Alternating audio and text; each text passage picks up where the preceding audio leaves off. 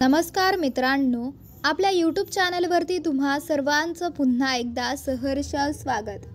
बीडमधील मसाजोगचे सरपंच संतोष देशमुख हत्या प्रकरणातील कारवाईला वेग आला आहे। संतोष देशमुख यांच्या हत्या प्रकरणातील 4ही आरोपींची बँक खाती गोठवण्यात आली आहेत। यात वाल्मिक कराडच्या बँक खात्याचाही समावेश आहे। खंडणी आणि हत्या प्रकरणी पोलिसांची पथके आरोपींच्या शोधासाठी रवाना झाली आहेत। तर वाल्मिक कराडांच्या पत्नीचीही पोलिसांनी चौकशी केल्याची माहिती सूत्रांनी दिली आहे। संतोष देशमुख हत्या प्रकरणातील आरोपींच्या ठशांचे निशाणही जुळल्याची माहिती समजते। या प्रकरणातील फरार आरोपींच्या शोधासाठी CIDची 9 पथके कार्यरत आहेत। या पथकांमध्ये जवळपास 150 अधिकारी आणि कर्मचारी आहेत। वाल्मिक कराड भोवतीचा फास आवळत चालला आहे। त्याचा तपास केला जात असला तरी त्याला अटक कधी करणार असा प्रश्न विचारला जात आहे। स्कॉर्पिओ गाडीत 2 मोबाईल फोन मिळाले, यात मारहाणीचे व्हिडिओ आढळलेले आहेत। याशिवाय मोबाईलवरून बड्या नेत्याला फोन केल्याचंही समजते।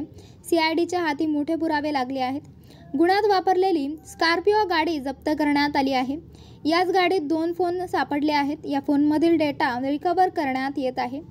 CIDने वेगाने तपास करण्यास सुरुवात केली आहे। खंडणी आणि खून प्रकरणातील आरोपींचा शोध घेतला जात आहे। महाराष्ट्रासह देशभरात हा तपास केला जातोय। खंडणी आणि खून प्रकरणातील 4 आरोपींची खाती गोठवली आहेत। त्यामुळे आरोपी 1 ते 2 दिवसात शरण येतील अशी ही माहिती समजते।